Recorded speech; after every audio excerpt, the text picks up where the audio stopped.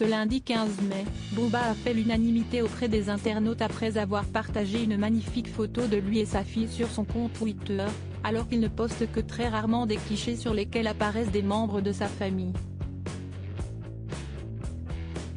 Connu pour être un personnage clivant, notamment sur ces derniers mois après avoir déclenché une guerre contre les influenceurs, Booba a pourtant fait l'unanimité ce lundi 15 mai, après avoir partagé sur son compte Twitter une adorable photo de lui posant avec sa fille Luna, qu'il a eue avec la maquilleuse professionnelle Patricia Vinches.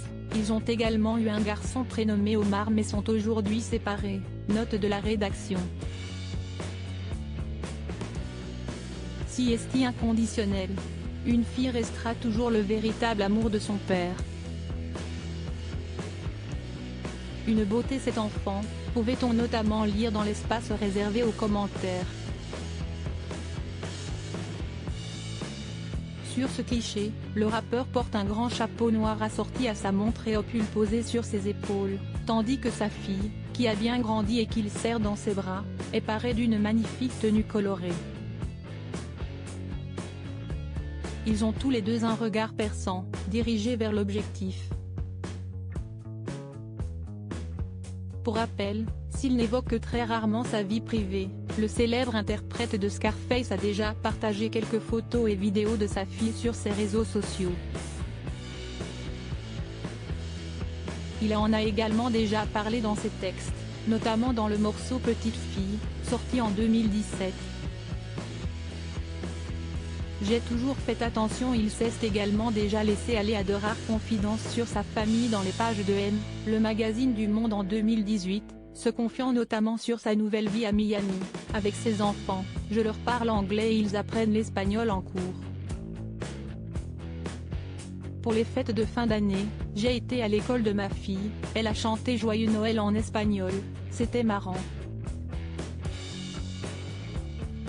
Concernant son attachement à la France, il s'était montré catégorique. Je ne suis pas attaché à la France, je ne suis pas non plus attaché aux States, si est-il pas quelque chose qui me touche, ce lien à un pays. Ce qu'il cherche avant tout, si est-il une qualité de vie, à Miami, je ne vois pas grand monde à part eux, ses enfants, note de la rédaction.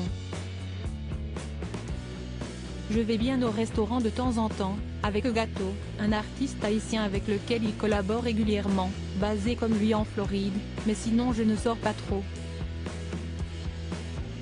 J'ai un chef français chez moi, il me fait des tagines, des choses comme ça.